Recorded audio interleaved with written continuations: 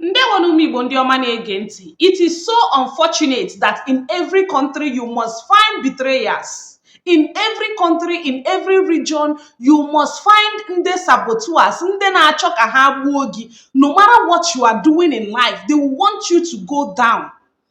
Despite na ha na-ahụkwa that yes, this thing you are doing is right and they are going to benefit from it, but ha ga-achọ ka ha gbuo gị. Those people are everywhere, all over the world. I run this particular video that have been trending since morning of this Igbo man.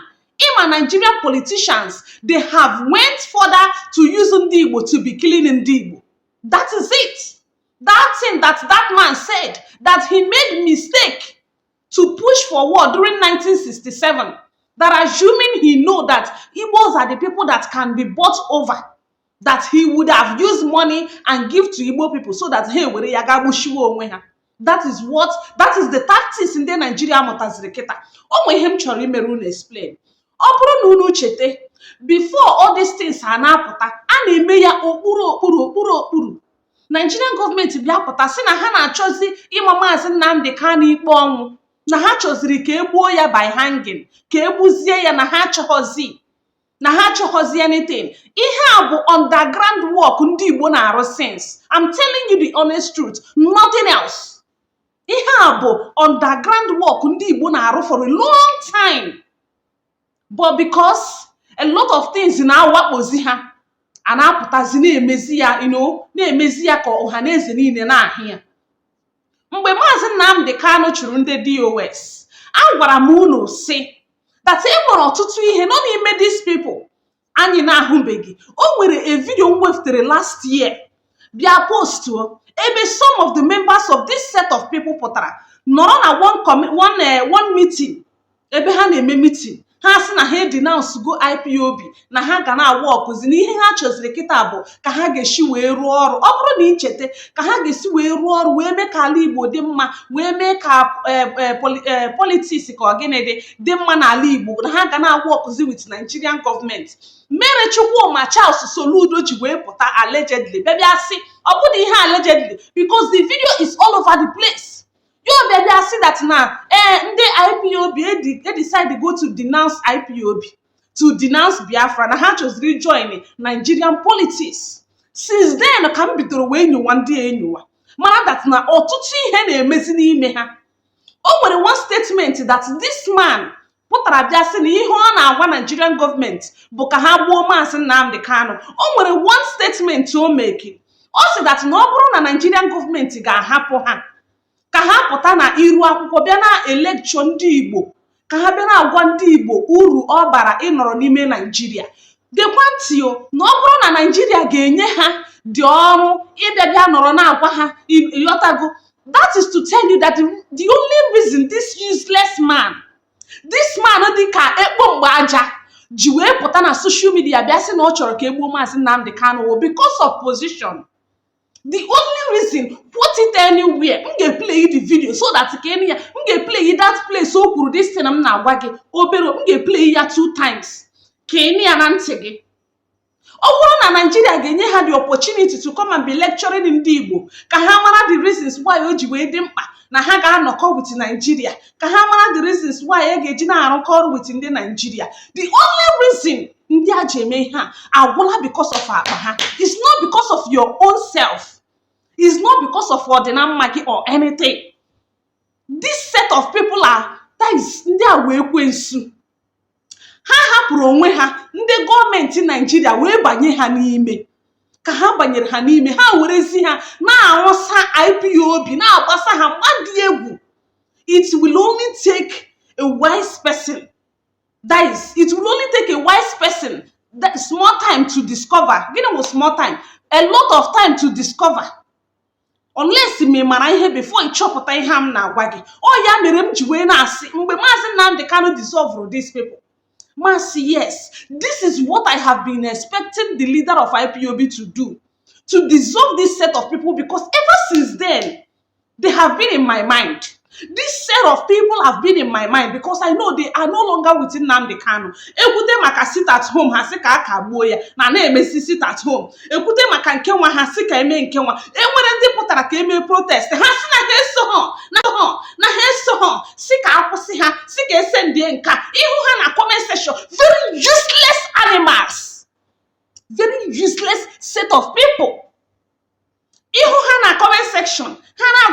na ọ bụrụ na ọ bụghị na ndị IPOB mere ya gịnị nwa na ọ bụrụ na ọ bụghị ndị IPOB mere ya announce na this protest na ọ gaghị aga ọfụma Thunder gbagbuokwu unu like Thunder gbagbuokwu unu. This set of people are cowards. Not even they are cowards. Ndị a bụ ndị ekwensu. Ndị a chọkwara otu ha ga-eshi egbuchi anyị niile. The only thing they are concerned is their pocket. Eziokwu bụ ndụ. And it will not take us anything to say the truth. If you say the truth, you die. If you lie, you die. The same thing. I'm telling you the honest truth. This set of people don't mean good for us. Never. They don't mean good for us. Ọkwa ịhụrụ onye nke a pụtara. Lee n'ihu ya. Leenụ ka ọ dị. Lee ka ọ dị. N'ihe ọ na-agwa Nigerian gọọmenti. Oh, Jesus Christ. N'ihe ọ na-agwa Nigerian gọọmenti bụ na ọ bụrụ na egbuo Nnamdi Kanu na a ga-bring gị normalcy to ala Igbo. Chineke nna kpọkwa gị ọkụ, kpọọ ebe isi bịa, kpọọ your family, kpọọ your children. You will never, ị ga-arahụ, ị gaghị etete. Ị ga-arahụ, ị gaghị etete because onye ọbụla na-echere mmadụ echiche, ị ga-anwụ. Ị ga-anwụ. Ekwensu ọdụ ogologo. Ahụrụ m the video, ọ nọ ha trend all over the place. Since then, isi ajụbe m oyi. You just ihe na-agwa Nigerian gọọmenti maka akpa gị ego ahụ ga-egbu gị. Ya ego ahụ ị na-achọ ka ị were nye ezinụlọ gị nri, ọ ya ga-ekpochapụ ezinụlọ gị. Ego ahụ ị na-achọ ka ị were rie nri ju akpa, ọ ga-eju akpa gị, then akpa gị yasa. Ga-esoro ya sef yasa. Ndị Igbo ọkwa ị hụrụ na this moment ma anya amaghị ihe onweghị mgbe ọzọ anyị ga-ama ihe again. Ma anya amaghị ihe. Ama that is normal in everywhere for them to have saboteurs, mana nke ndị Igbo karịzịrị. Ha hụta naira kịta piu ha agbanweela. Ọ ya mere ọsịkwa ha si na ha bụ Chike dozie m na ọsịkwa ha ma ọsị ha ọ na ego niile ha na-eri nwa na-anaghị eri ego akara ha mma. Ọ na ego niile ndị a na-eri nwa na-enweghị nke m na-eri nkara ha mma. Akpụkpọ ahụ nkịtị ha enweghị dịka abụ okiriko, dịka ogwu azụ dede mma sef nke ichekwu. Ọ na ego niile, ego ndị IPOB niile ha na-eburishi since still nka ha mma. Ka ezi uru ọ bara gị, ị na-anwụ n'ime. Ndị Igbo ka ejizi alụsa ndị Igbo these days. Ndị Igbo ka ejizi achụ ndị Igbo bomba to bomba. Ọkwa ịhụrụ this time ka unu niile rabụ ndị na-eche echiche ka a ga-esi gbuo Nnamdi Kanu. Unu agaghị ahụ ihe ọma, unu agaghị adị ndụ ka ọfụkwa nke ihe ọma. Unu niile ga-anwụ. Unu ga-arahụ ụra, unu agaghị etete. Otu ahụ ị na-echi ya n'isi gị, otu nke ọ ga-esi laghachitere gị. I know that this has been their plan. Ihe a bụ echiche ha since. O ya mere ha ji wee lakwuru Soludo ga na-ebi ya ọma. Lakwuru Soludo ga na-edina ya. Ha niile Soludo na-eme ọfụma. Okwu eluigwe rekwa unu. Thunder gbagbuokwu unu that place. Mee nwe onye gwara ya unu. I don't care. Ndị ara. Ahụrụ m this write-up from Sahara Reporters. Ka anyị gaa n'iru wee gee the write-up. According to Sahara Reporters, they state, and I quote, "Kill Nnamdi Kanu to restore peace to Southeast. Businessman tells Nigerian government." Business ga-agba ọkụ. Ọ ga-agba ọkụ. Very worthless non-entity. Very useless and Chineke ga-abụ unu ọnụ. You see, Chineke ga-abụ unu ọnụ. The kind of God that will punish you people. That is ọ ga-akpọgo unu ọkụ ruo n'ebe ụmụ unu nọ. Ruo n'ebe ụmụnne unu nọ. That is for you to come out and say this thing, you will never go unpunished. Okay, for you to come out and say this thing, you will never ever go unpunished. Chineke gbakwa unu ọkụ, useless set of people. Ndara. July 20th, 2026, news. According to him, insecurity in the Southeast has reduced significantly since the arrest of key separatist figure, arguing that Kanu's death would further restore peace in the region. Una amaghị peace. Ị gaala na North ga ahụ ka esi egbu mmadụ na North. Ka ị bịa were ya compare ya n'ala Igbo, arọ na-agbu na you mad. Isi ọ dịkwa unu mma. Ị gaala na North. Ị hụrụ ka esi akwafu ọbara everyday. How many Muslim clerics bụ ihe pụtara? How many of their Islamic clerics pụtara si ka egbuo ka ihe a na-akpọ di ya? Osogodi ya bụrụ onye na-eme mma, bụrụ onye na-eme njọ. They will never. Otu ndị Igbo gasị, nwanne ma ọpọ na ha makwa na ihe nwanne ha na-eme dị mma.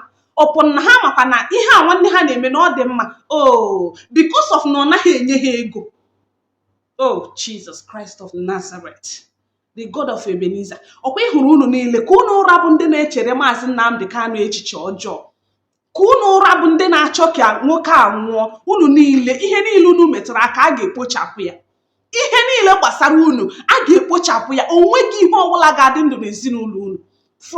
From your head to your feet. Onweghị ihe ọbụla ga-adị ndụ n'ezinụlọ unu. Very worthless people. Ndị a na-agbara mbọ ya ọ dị ha ka enwe uru ọbara because of akpa gị. Ihe ị ga-enweta kịta and all those things ma nke ị nwetara ha ga-ala. Mark my word, ha niile ga-ala.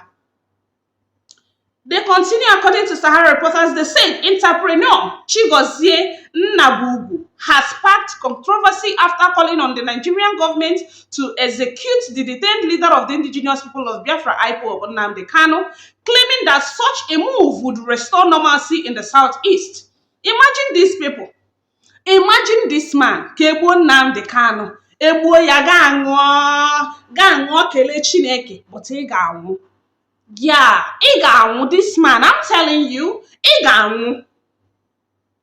Nnabugu made the remark during an appearance on News Central TV Breakfast Extra program monitored by Sahara reporters. According to him, insecurity in the southeast has reduced significantly since the arrest of key separatist figure, arguing that Kanu's death would further restore peace in the region. I concur with that. Let me be sincere with you, Nnabugu said. The time they arrested Nnamdi Kanu, it was like up to down. It was like up and down. The time they arrested Simon Ekpa, it reduced by about 50%.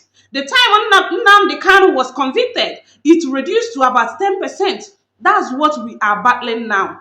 There is ị ga-ataga ahụhụ. Kwa gị nwa bụ Nnabugu, Chigozie Nnabugu ka so Nnabugu, ị ga-ata ahụhụ for coming out publicly to say ka egbuo Nnamdi Kanu. Ị ga-atakarị Job na ahụhụ. As you expecting another person ka ọ nwụọ, gị nwa na ezinụlọ gị ga-anwụ kụrụkwa. I continue. He then urged the Nigerian government to kill the IPOB leader. If Nnamdi Kanu is dead today, if the government of Nigeria will kill Nnamdi Kanu, trust me, normalcy will start coming. That's all every Igbo man prays for. Chineke kpọkwa gị ọkụ. Chineke kpọkwa gị ọkụ. You have the right to come and speak for every other person. Thunder gbagbuokwa gị. Oh, this is what ndị Igbo. Thunder gbagbuokwa gị, gbagbuo ezinụlọ gị, gbagbuo nwunye gị, gbagbuo ihe niile ma mma gị ma mpa gị. Idiot. He said. Nnabugu also argued that military operation alone could not end the violence in the southeast, insisting that community leaders, religious organizations, and intellectuals must help counter what he described as the misinformations and hate speech. I want all these organizations in Nigeria, the Catholic bishop, Pentecostal pastors, and educated people to come on air and educate our people on the consequences of what we are doing. That is the only way to achieve this, the businessman said. Chigozie Nnabugu, ị gaghị ahụ peace, mark my word.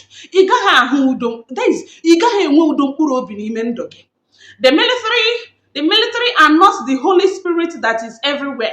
Bombs are still killing people in my community. The military have done a lot, but these people keep planting them again. The only way to solve this problem is to let every Igbo man know the truth and stand by the truth, he added.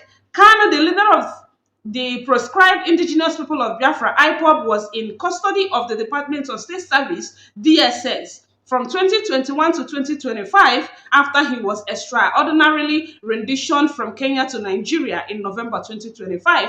The Nigerian government secured a life sentence conviction against him on terrorism-related charges stemming from his separatist agitation for an independent Biafra.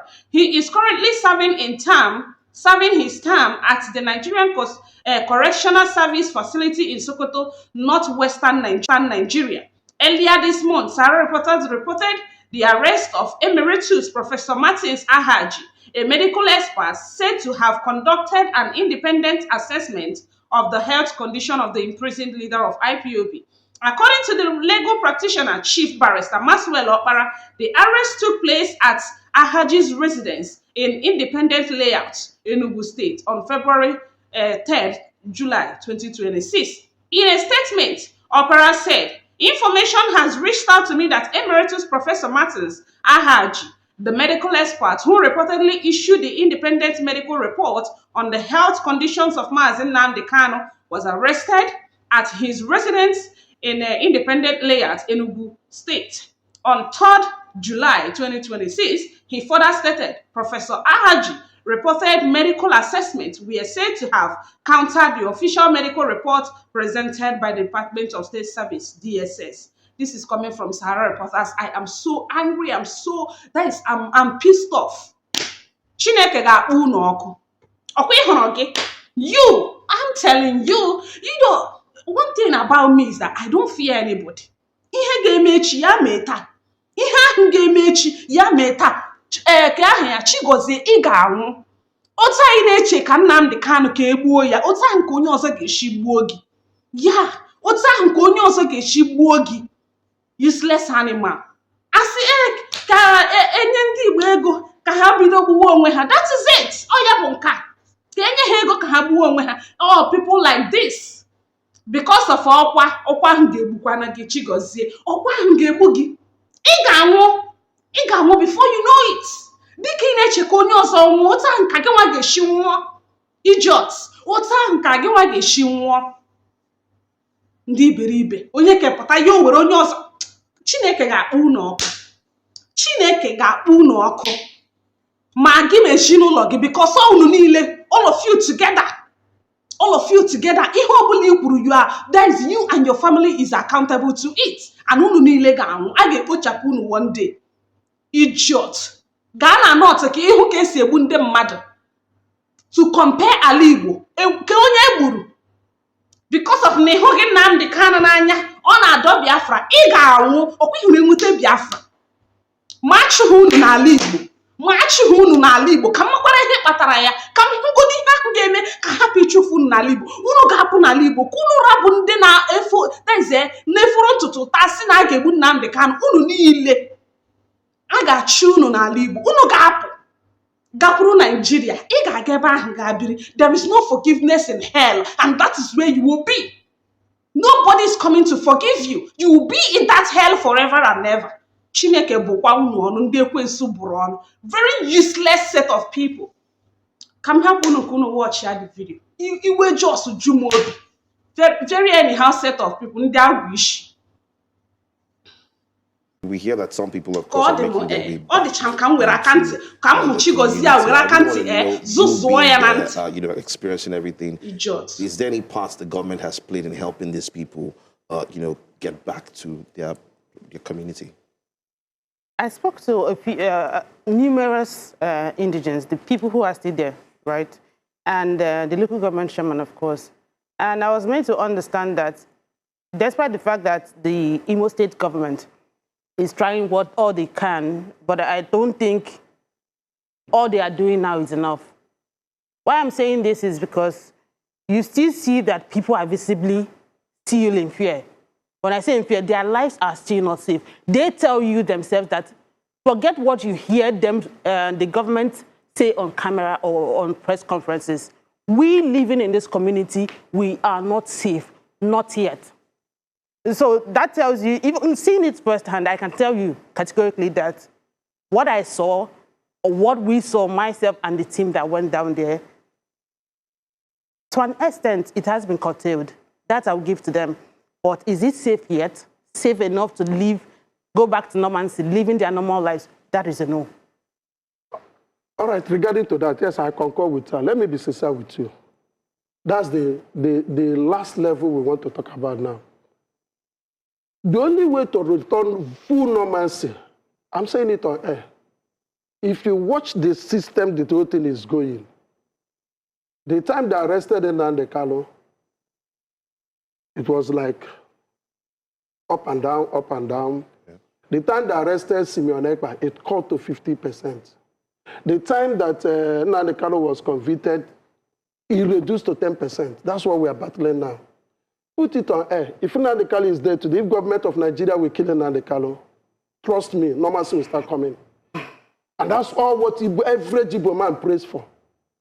Now again, for you to concur to what you're saying, government cannot do it all. And that's why I'm agitating again. If we know where our problem is coming, we can find the solution.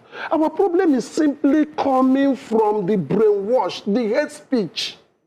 I want all these organizations in Nigeria that have say, the Catholic bishops, the Pentecostal pastors, the educated ones, let us come on air and educate our people the consequences of what we are doing. That is the only way they will shift. Military are not the Holy Spirit that is everywhere. Right. Till today, bombs still kill people in my community. Have the military not done enough to extradite the mines in the land? They have done a lot, but they plant again. Did you understand? So the only means for us to get this thing done is let every Igbo man know the truth and stand by the truth.